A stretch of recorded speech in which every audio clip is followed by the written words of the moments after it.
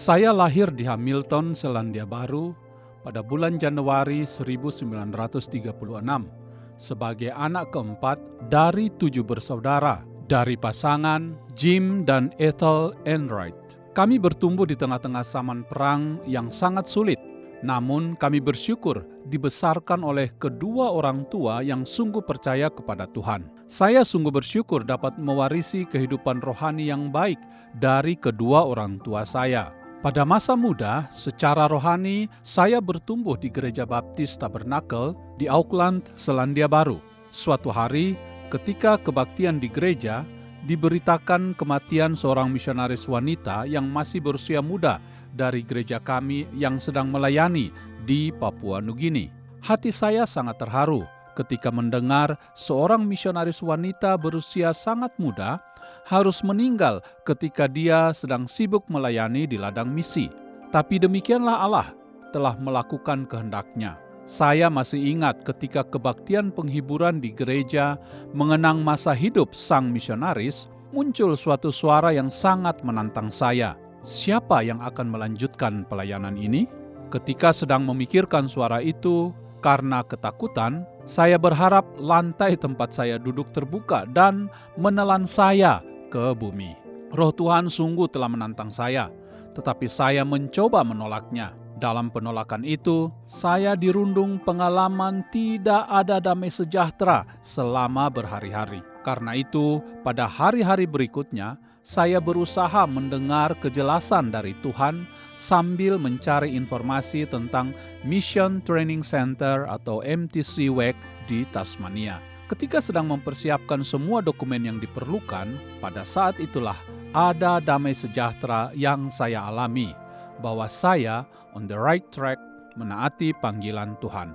Lamaran pun saya kirimkan ke MTC, dan tidak lama panggilan datang untuk saya mengikuti training di MTC pada akhir Januari 1960. Suatu kejutan besar terjadi ketika dalam penerbangan ke Australia, saya bertemu dengan seorang sahabat lama dari masa SMA bernama Peter dari The Second Hamilton Boys Bridge Company dalam penerbangan yang sama. Sahabat saya ini ternyata juga akan menuju MTC di Tasmania. Kami berdua sama-sama masuk WEC. Setelah menyelesaikan MTC, dia menjadi misionaris ke Ivory Coast atau Pantai Gading di Afrika Barat, sedangkan saya ke Indonesia. Ketika di MTC, saya bertemu seorang putri calon misionaris bernama JR. JR telah menyelesaikan MTC dan menjadi seorang staf di MTC karena menunggu visa untuk masuk melayani di Indonesia. Ketika itu kami bertemu di dapur dan saling memperkenalkan diri. Menurut pengakuannya di kemudian hari kepada saya, pada saat perkenalan pertama itu, Tuhan telah berbicara kepadanya, "Pemuda ini kelak menjadi suamimu." Tahun-tahun kuliah di MTC di bawah penggemblengan Stuart Dinan menjadi masa-masa yang intens buat saya karena tanpa saya sadari ada seorang wanita muda sedang mengamat-amati saya. Selama tahun-tahun itu kami sering bekerja sama mengikuti program bala keselamatan di Launceston. Kami sering duduk bersama sebagai pemimpin mahasiswa di college, tetapi saya tidak pernah merasakan jika ada sesuatu di hatinya tentang kami.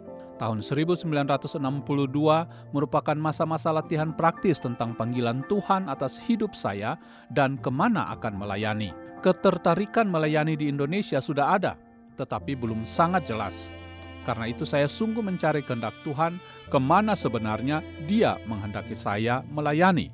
Suatu sore sebelum istirahat siang, saya memungut satu majalah dari tumpukan majalah di meja dekat tangga ke kamar saya. Saya membalik-balik majalah sambil rebahan di tempat tidur. Di halaman tengah yang terlipat, saya membaca dengan tulisan tebal, "Kesempatan sedang terbuka di Indonesia." Saya membaca judul tulisan itu seakan-akan Tuhan sedang berbicara ke hati saya. Kemudian saya berdoa dan memohon kepada Tuhan suatu konfirmasi dari firman-Nya. Tidak lama kemudian, saya mendapatkan janji Tuhan dari Mazmur 2 ayat 7-8 yang berkata, "Anakku engkau telah kuperanakan pada hari ini. Mintalah kepadaku, maka bangsa-bangsa akan kuberikan kepadamu menjadi milik pusakamu, dan ujung bumi menjadi kepunyaanmu." Meski demikian, saya mulai mengungkapkan beberapa alasan dalam pikiran saya. Saya tidak cukup baik, saya tidak cukup pintar bahasa, dan sebagainya. Tetapi Mazmur 128 ayat 1 kemudian melayani saya. Berbahagialah setiap orang yang takut akan Tuhan, yang hidup menurut jalan yang ditunjukkannya. Kata jalan menantang saya untuk taat kepada suara Tuhan. Hari berikutnya, saya membaca Lukas 10 ayat 2-3. Tuaian memang banyak, tetapi pekerja sedikit. Karena itu, mintalah kepada Tuan yang empunya tuaian, supaya ia mengirimkan pekerja-pekerja untuk tuaian itu. Bagaimana saya bisa berdoa meminta penuai jika saya sendiri tidak pergi?